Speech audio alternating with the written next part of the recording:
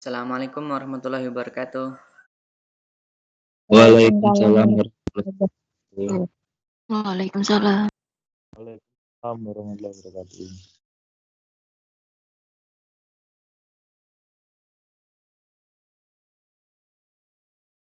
Sebelumnya saya mengucapkan minal aidin wal faizin ya.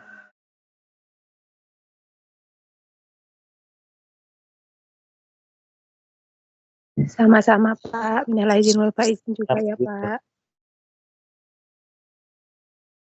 Di nuansa lebaran lah, masih di bulan Syawal.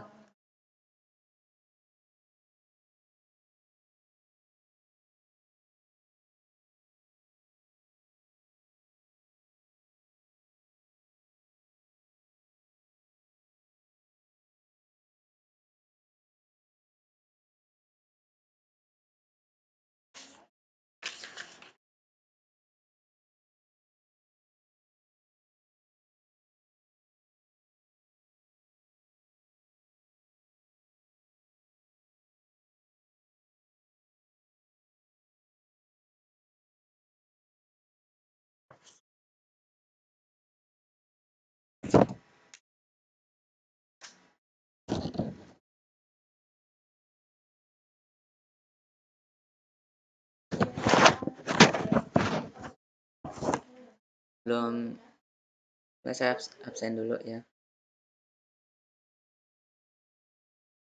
Abdul Rahmat Hadir, Pak. dan Agus Fadilah, Hadir, Pak. Nan Rifai Hadir, Pak. dan Atik Sundari.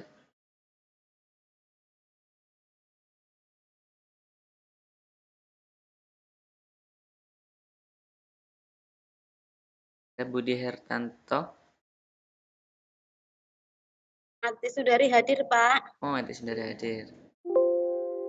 Pak. Budi Hertanto.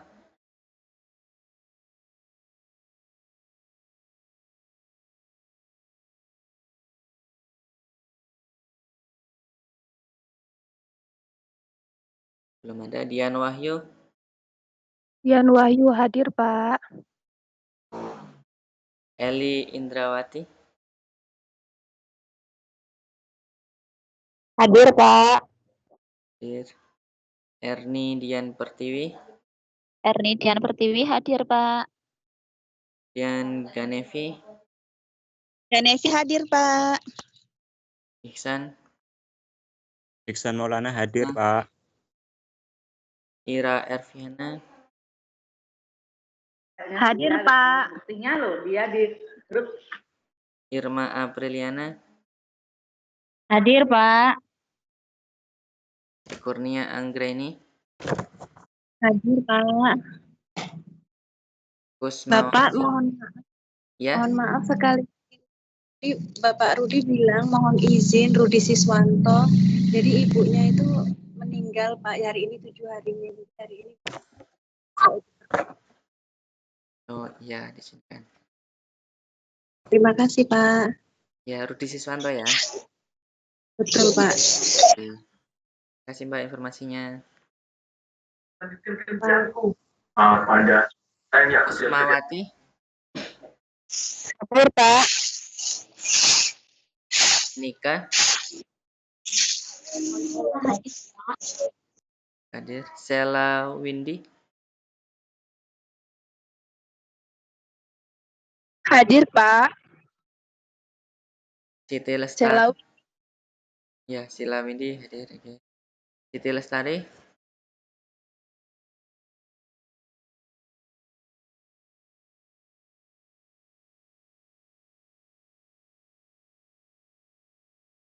Eka Apriani.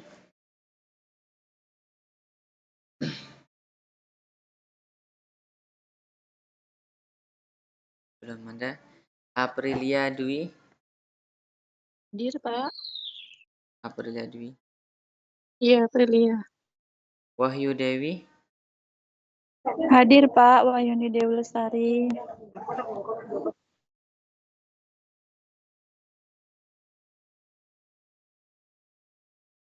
Ana Fitriani.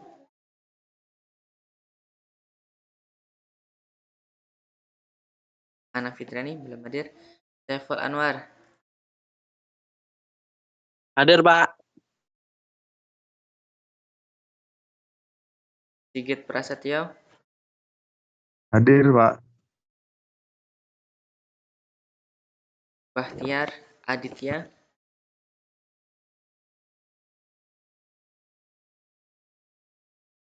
Bahtiar. Ada kemudian Septi Hardianti. Hadir Bapak Septi Hardianti. Oke. Ayu Lestari. Hadir, Pak. Okvita. Era Ika Maesari. Hadir Bapak, Era hadir. Devi Wulan Sari.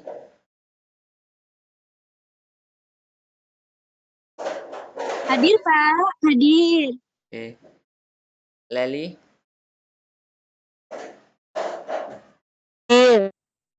Hadir Pak Leli. Oke. Reni Anan.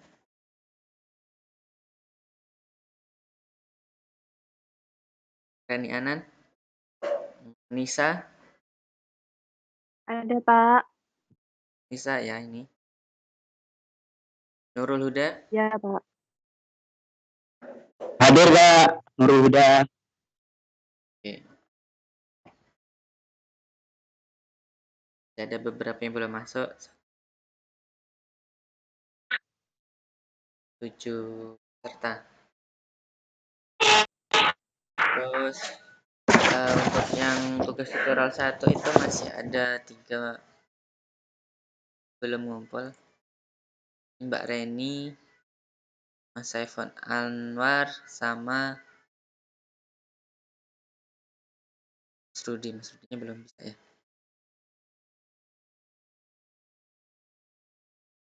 Tadi Mas Saifon Anwar ada ya? Itu udah ngerasa ngirim belum? Ada. Iya, Pak. Nanti saya kirim, Pak. Oke, kirim ya. Soalnya dicek sama BPJ. Kemarin tegur secara umum sih. Kalau ngirim tugas silahkan ke LMS, jangan Japri, jangan media lain gitu. Karena dipantau.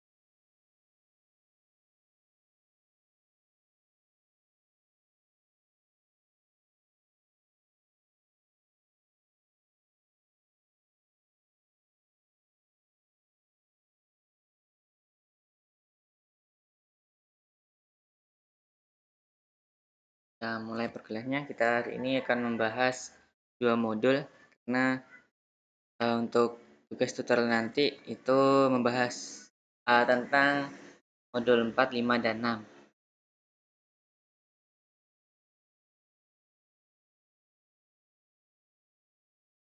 pertama di modul 5 kita bangun ruang ya.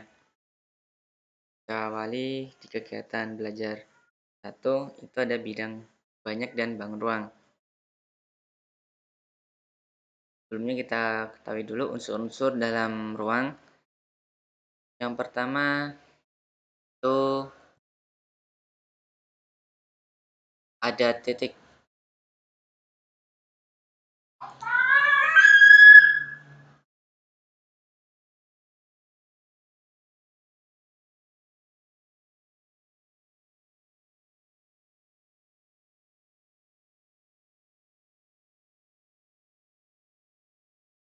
Ini menukar dong.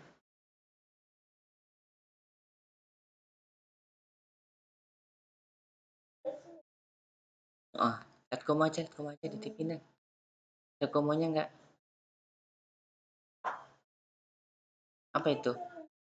Entang tah? Bukan.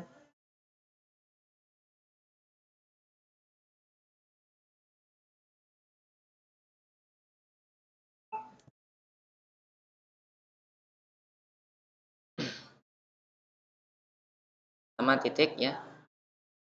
Titik itu tidak memiliki ukuran. Biasanya hanya dideskripsikan menggunakan tanda nokta dan penamaannya pun menggunakan huruf kapital seperti titik A, titik B ataupun dengan huruf-huruf yang lain. Kemudian garis. Garis merupakan kurva lurus yang tidak memiliki ujung ataupun pangkal. Artinya di sini garis itu dapat diperpanjang di kedua arahnya ya.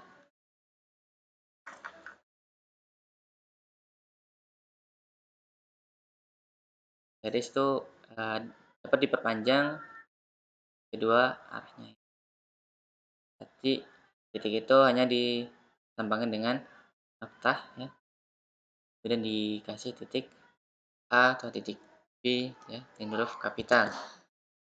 Kemudian di dalam garis ada beberapa pengertian lain ya.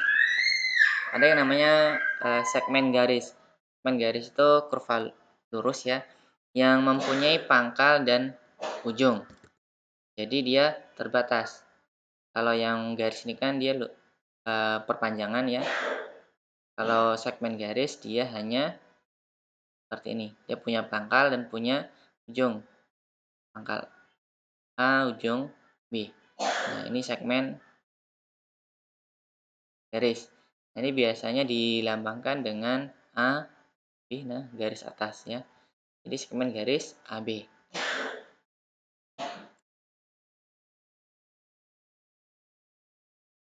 Kemudian ada yang namanya sinar garis. Sinar garis itu kurva lurus yang memiliki pangkal namun tidak memiliki ujung. Contohnya mirip dengan segmen ya. Ya seperti ini. Nah, dia A, pangkalnya A, kemudian B. Ya, ujungnya B, tapi dia perpanjangan ya. Jadi dia AB. Ini namanya sinar garis.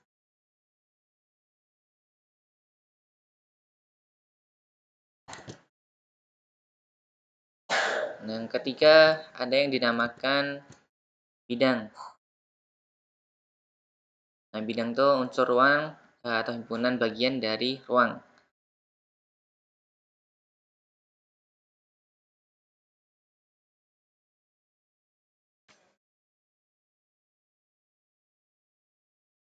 Contoh dari bidang dapat kita gambarkan ya, kita bayangkan itu sebagai permukaan, seperti permukaan meja, permukaan papan tulis, nah itu bidang ya.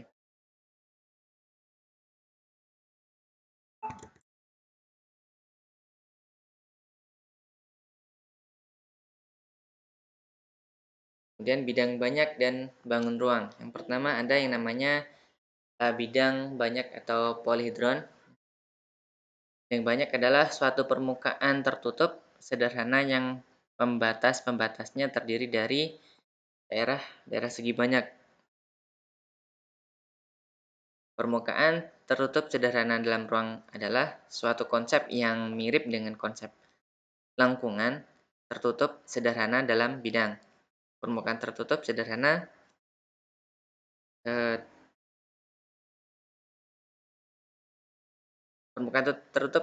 membagi ruang menjadi 3 bagian lepas, yaitu himpunan titik pada permukaan, kemudian himpunan titik dalam permukaan, dan himpunan titik di luar permukaan.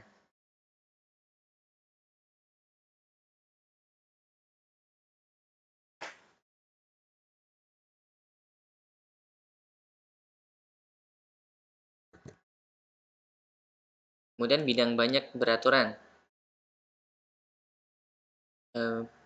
Bidang banyak beraturan adalah bidang yang sisi-sisinya berupa daerah segi banyak beraturan yang kongruen atau identik, sama dan sebangun. Sejak zaman Yunani kuno telah dikenal 5 buah bidang banyak beraturan, yaitu segi 4 beraturan, segi 6 beraturan, segi 8 beraturan, segi 12 beraturan, dan bidang 20 beraturan.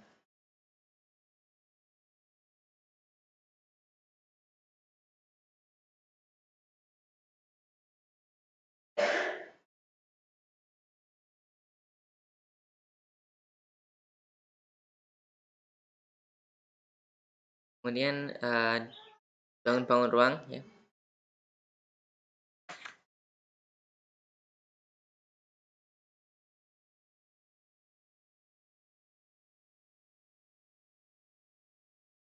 Ini Ana mempunyai banyak pengalaman di dalam dan di luar rumah dengan objek yang berdimensi 3, seperti kotak, kapur, batu bata, trompet, pot es krim kerucutnya itu, kemudian kaleng susu, dan kaleng cat, bola sepak, bola basket, dan sebagainya. Nah, dengan mengkaji benda-benda yang ada di sekitarnya, seperti itu, anak akan dapat mengidentifikasi benda-benda dalam ruang, benda-benda ruang.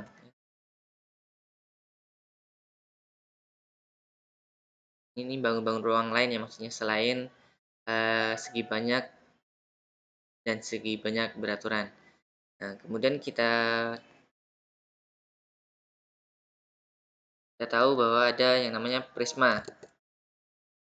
Prisma adalah segi banyak yang dibatasi oleh 2 bidang yang sejajar dan beberapa bidang lain yang berpotongan menurut garis-garis yang sejajar.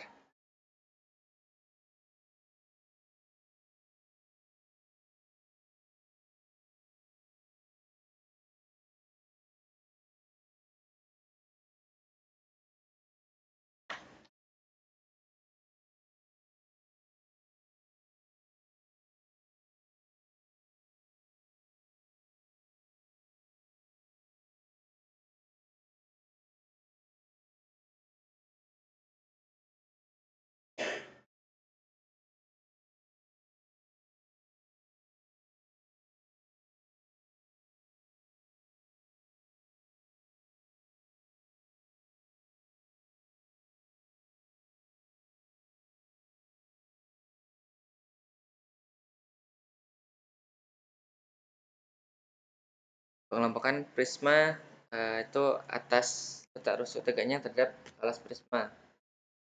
Bagi menjadi prisma tegak, dan juga ada prisma miring.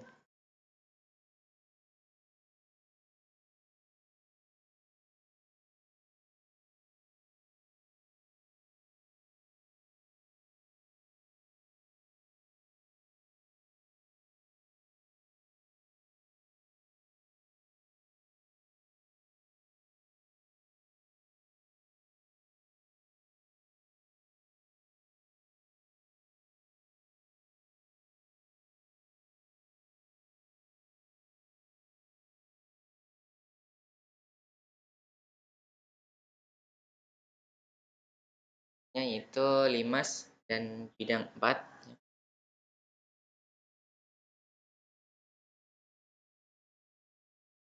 Limas ialah suatu benda ruang yang dibatasi oleh sebuah banyak dan segitiga yang mempunyai titik puncak persekutuan di luar segitiga banyak tersebut. Sedangkan sisi-sisi segi banyak itu merupakan alas-alas segitiga itu. Sedangkan bidang 4 adalah limas yang alasnya berupa segitiga.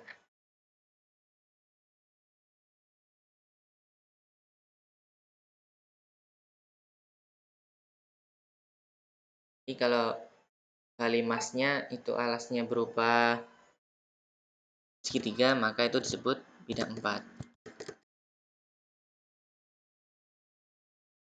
Limas kan kemudian ada titik puncak persekutuan yang ada di luar bidangnya. Kan bentuknya dia segitiga. Sisi-sisinya berupa bentuk segitiga. Nah, di sini ada 4 buah segitiga. Nah, dinamakan dia bidang 4.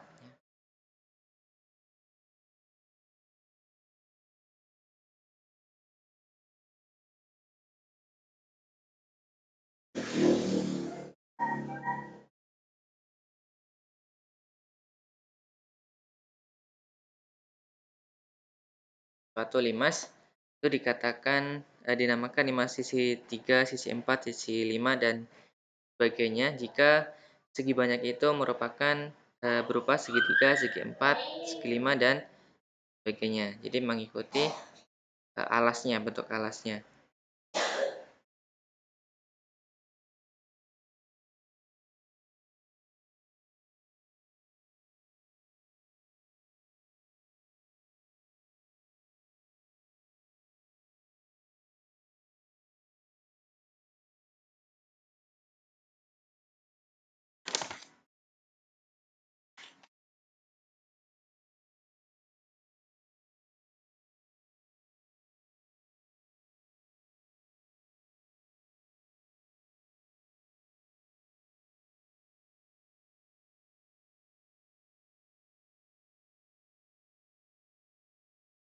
Yang selanjutnya yaitu tabung atau silinder. Tabung adalah kedudukan titik-titik yang berjarak tertentu R ya, dari sebuah garis tetap S ya, dinamakan tabung atau silinder. Ada tabung dengan sumbu S dan jari-jari R singkat dengan tabung S, R.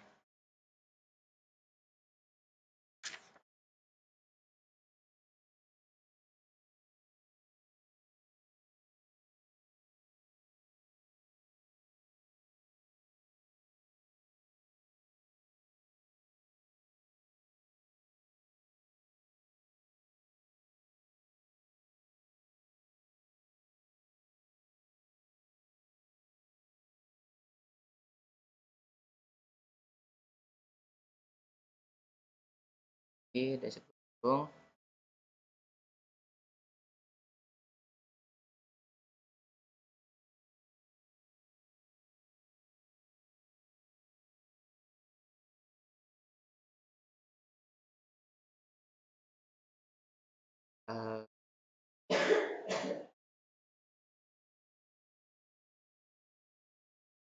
ini adalah R-nya ya, jari-jarinya. Kemudian S itu remote-nya ini ya.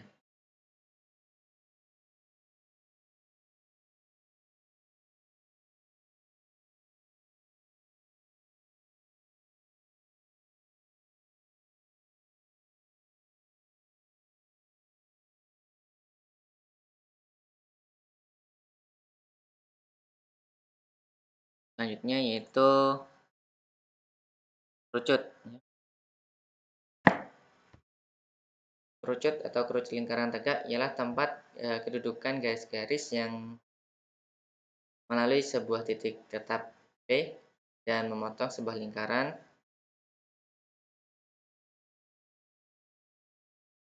N, R. Jari-jari R, kemudian N itu kan semacam tadi garis lingkupnya. Sehingga P, N itu tegak lurus ya.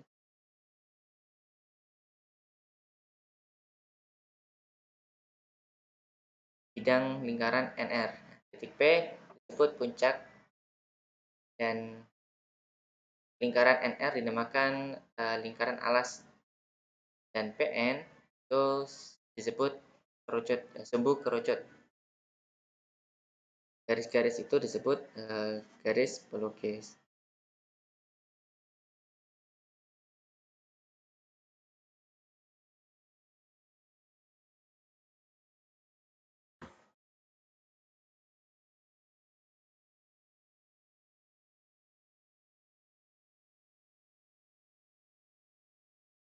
Kerucut itu kan sebenarnya sama halnya dengan limas, namun dengan alas berupa lingkaran ya.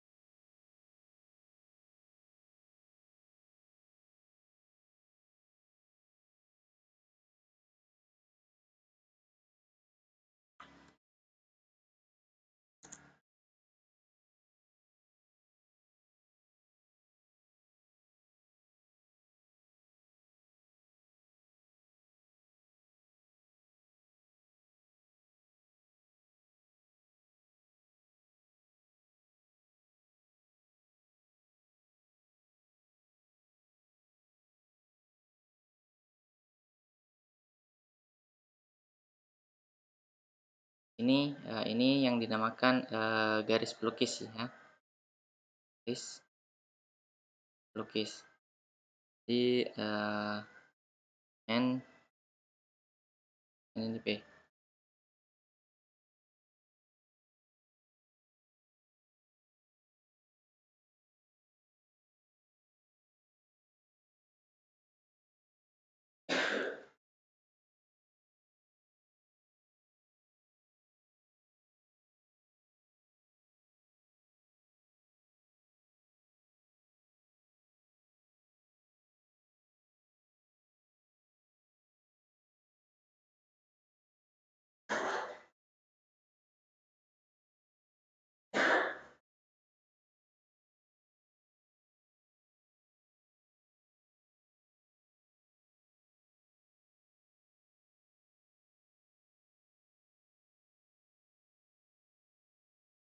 Garis pelukis itu bisa disebut dengan apotema.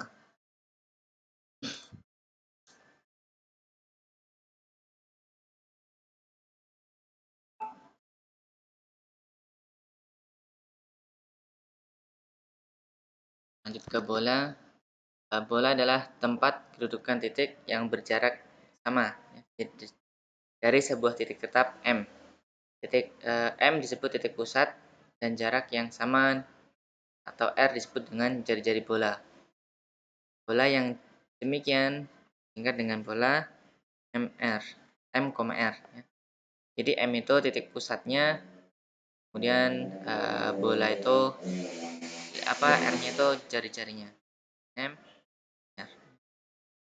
Ke segala arah jari-jarinya. Jaraknya sama.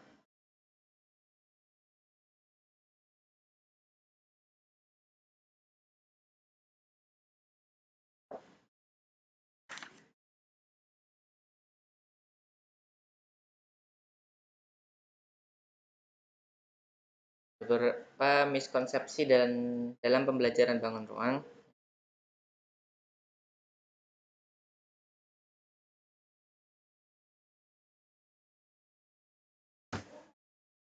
Itu ada beberapa hal yang perlu diperhatikan ya. Pertama, sering terjadi dalam memahami konsep sisi dari bangun ruang. Dalam sebuah permukaan tertutup sederhana, yaitu dalam geometri ruang, pengertian sisi adalah sebagai bidang-bidang pembatas.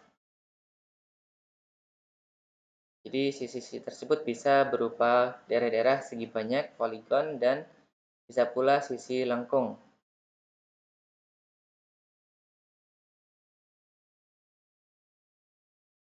Yang memiliki sisi banyak atau poligon itu seperti prisma, limas, balok, dan yang sejenisnya. Kemudian yang memiliki sisi lengkung yaitu ada tabung, kerucut, dan juga bola.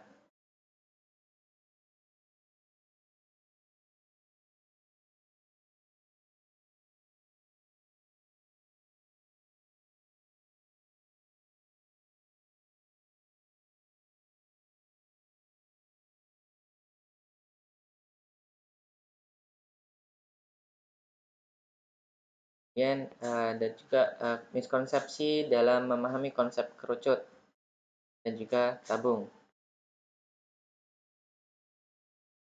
Diketahui bahwa kerucut itu mempunyai dua sisi. Sisi yang pertama yaitu daerah langkung tertutup sederhana yang disebut alas.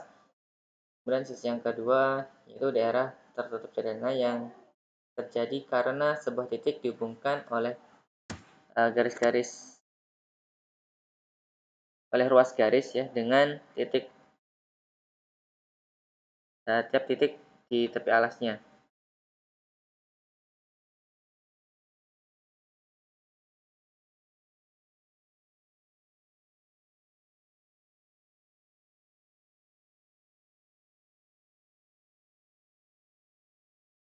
Kadang ada yang menyebutkan ruas garis pelukis itu disebut sebagai rusuk dalam kerucut.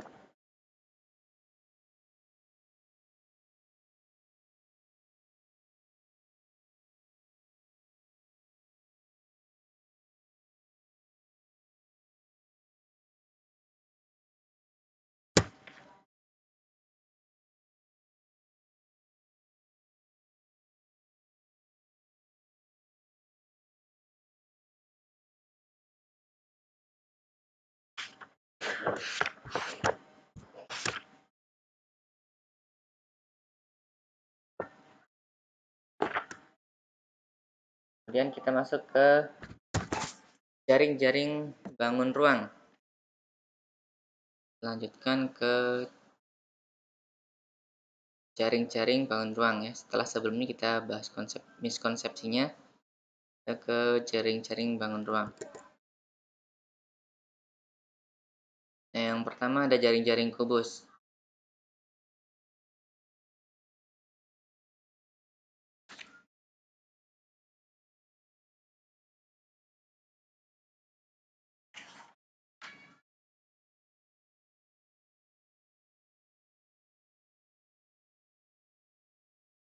Ini sebenarnya dapat kita jelaskan ke siswa menggunakan yang geometri ya, GeoGebra.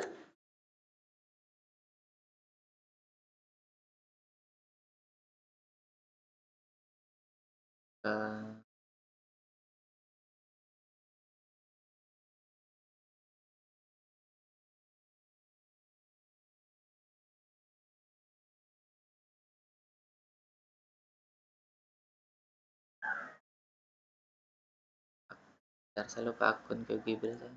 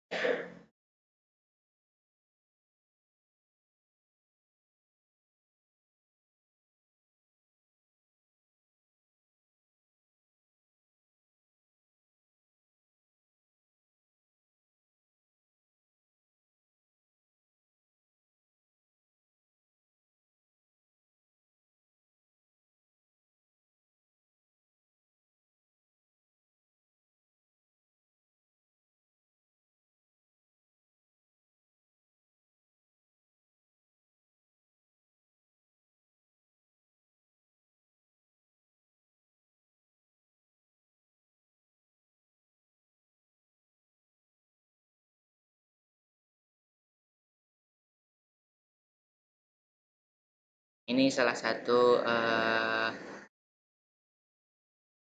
simulasi untuk kita mengajarkan jaring-jaring kubus ke siswa. Pun belum maksimal ya. Nah ini jika ada kesempatan ini bisa dikembangkan lagi untuk bangun-bangun yang lain.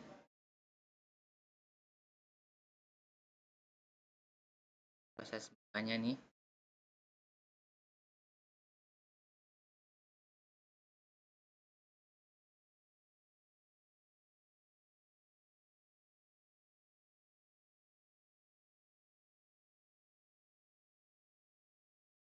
Apa aja.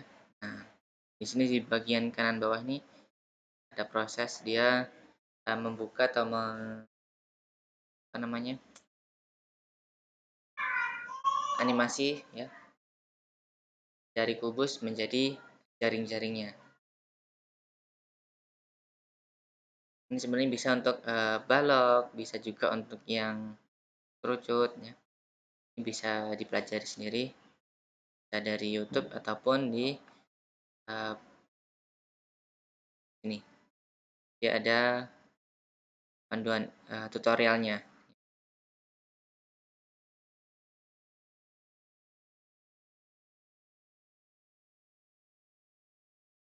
Nah, untuk media itu media online, pembelajaran jarak jauh ya, yang cocok.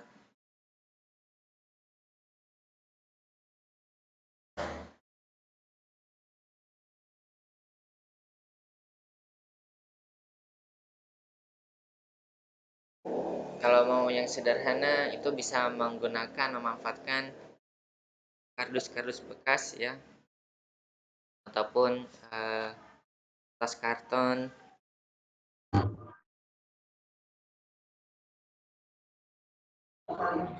Ini beberapa contoh bentuk jaring kubus.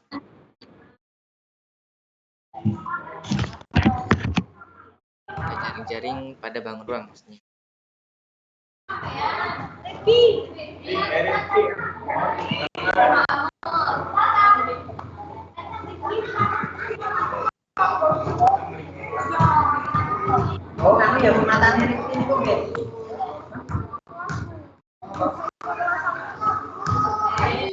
pembahasan modul yang kelima ini ada yang mau ditanyakan? Jaring-jaring sebenarnya nggak perlu dijelaskan jauh-jauh ya. Ini apa namanya proses kegiatan atau kerja ya, perlu dipraktekkan sebelumnya.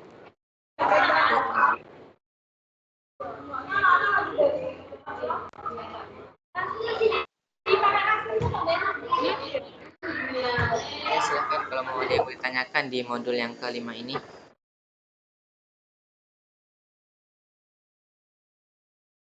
Ernidian Pertiwi izin bertanya, Pak.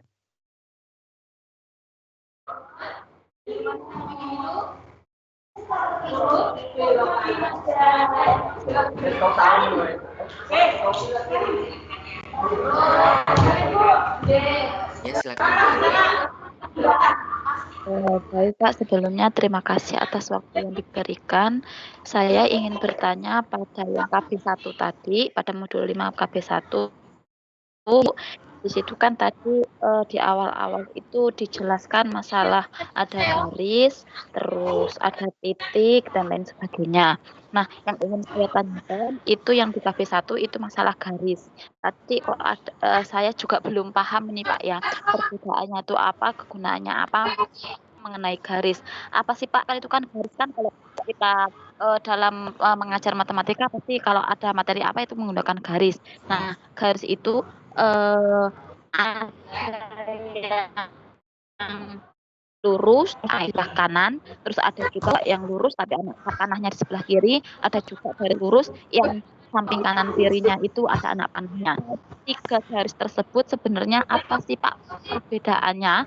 Lalu apa sih masing-masing garis tersebut fungsinya ataupun kegunaannya? Karena memang kadang ada juga ya saya guru itu memberikan yang memberikan arah yang tidak sebenarnya itu berpengaruh tidak sih Pak dalam suatu proses pembelajaran. Terima kasih Pak. Yang terakhir apa pengaruh apa tadi? Suaranya agak pengaruh. Anak panahnya kanan, anak panahnya kiri, terus anak panahnya kiri, itu Heeh. kira-kira apa ya, ada pengaruhnya ataupun ada perbedaannya tidak seperti itu loh Pak. Ya. Apakah memiliki kegunaan masing-masing dan lain sebagainya seperti itu Pak. Saya kurang jelas. Terima kasih Pak.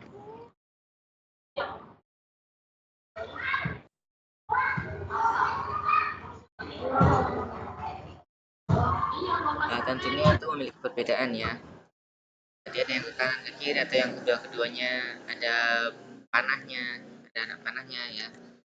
Yang kedua-keduanya ada anak panahnya itu artinya kan garis itu diperpanjang ke kanan dan kiri.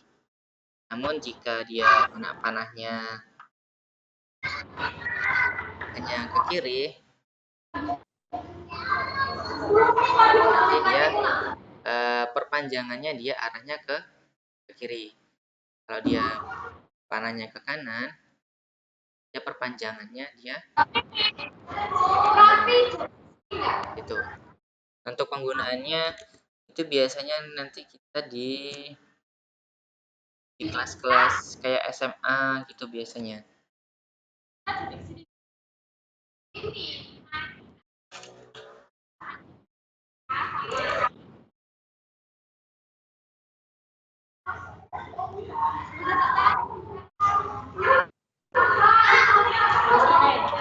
Ya udah Bu, makasih ini fotokopi nih. Enggak gini aja. Kalau kita masukkan ke data CV. Kalau positif kita masukkan nanti sampai komen di grup. Soalnya dia akan serius. Betul. Iya lah. Banyak banget. Tanya lah tadinya 32 sampai. Lalu sulit kemana?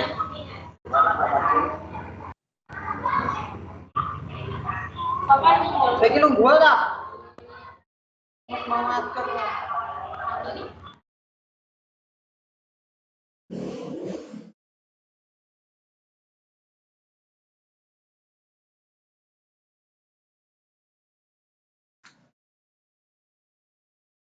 Jadi kalau pengaruh untuk contoh-contohnya untuk menjelaskannya itu sesuai dengan konsepnya ya, harus dijelaskan. Nanti misalkan dia tidak sesuai dengan konsepnya maka akan terbawa seterusnya.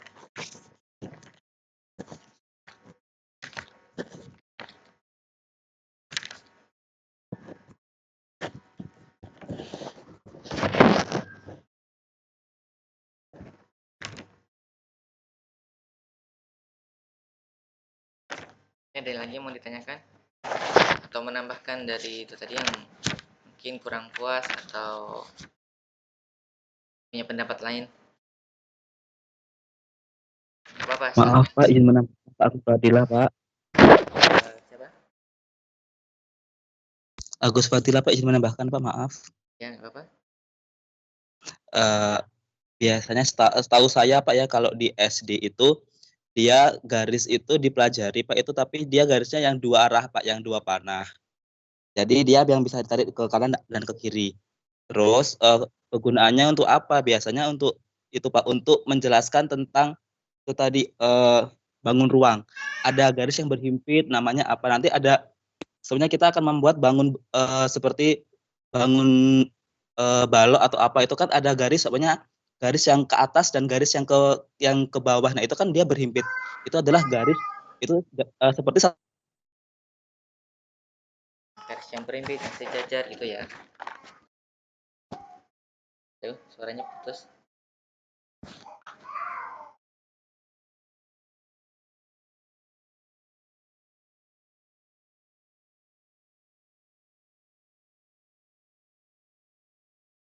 Halo, Mas Gus Fadilah.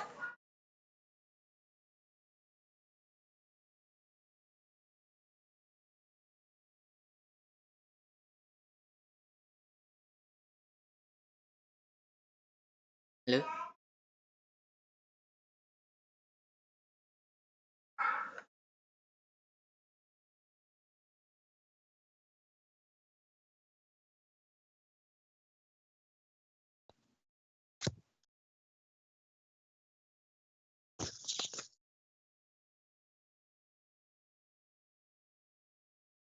Halo Pak, maaf terputus Pak ya.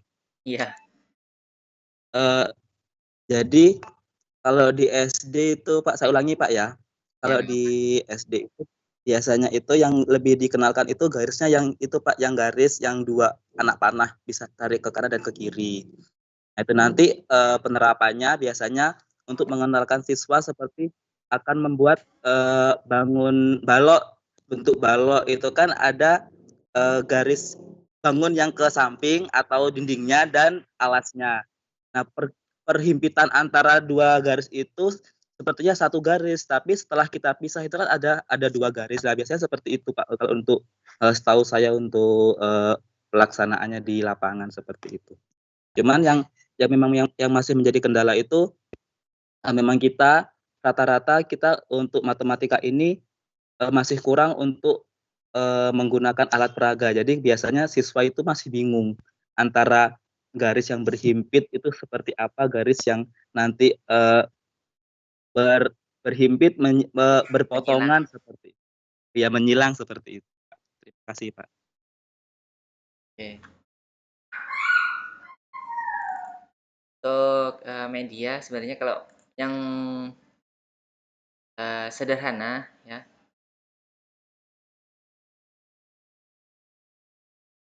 itu bisa memanfaatkan tadi ada sih.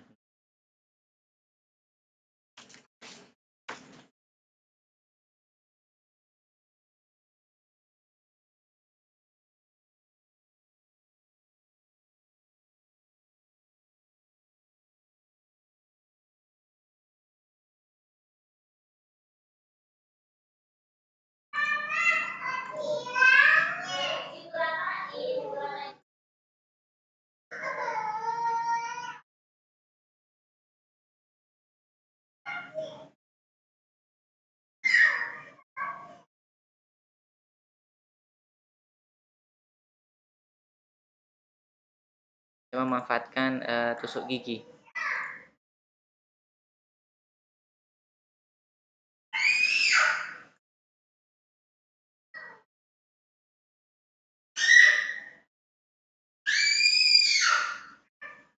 Ini kan nanti dia akan ketahuan misal bentuk dia memang ada garis yang menyilang.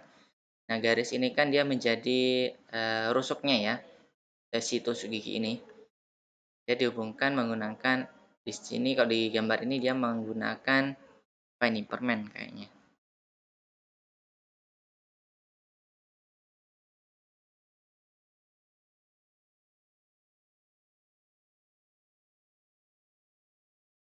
Pertama, ini ada langkah-langkahnya ya. Pertama, siswa diperkenalkan terlebih dahulu mengenai jenis dan bentuk berbagai bangun ruang seperti limas, kubus, dan lain-lainnya. Kemudian selanjutnya jika siswa sudah dianggap mengerti, nah, ini diminta untuk berimajinasi mengenai bangun data. Dan di langkah selanjutnya ini ya, diinstruksikan kepada siswanya untuk membuat kerangka bangun ruang dengan menggunakan tusuk gigi dan permen kenyal. Nah, ini bisa diganti dengan semacam slime itu mungkin ya, atau yang lebih kayak tanah lempung itu, kayak lempung. Ada mainan anak-anak itu. Ada mainan anak saya itu ada kayak lempung, dia bisa di model-model gitu. Tapi dia nggak gampang kering. Dia ditusuk-tusukkan saja. Itu kan tusuk giginya seperti gambar yang di atas ini tadi. Sehingga dia akan membentuk bangun ruangnya yang merupakan sisi-sisinya. Dan tusuk giginya itu sebagai rusuknya. Jadi kan kalau dilihat itu ada nanti garisnya ya, rusuknya itu ada yang akan menyilang, berpotongan, kemudian apa lagi belajar ya. Itu mungkin ya sedikit contoh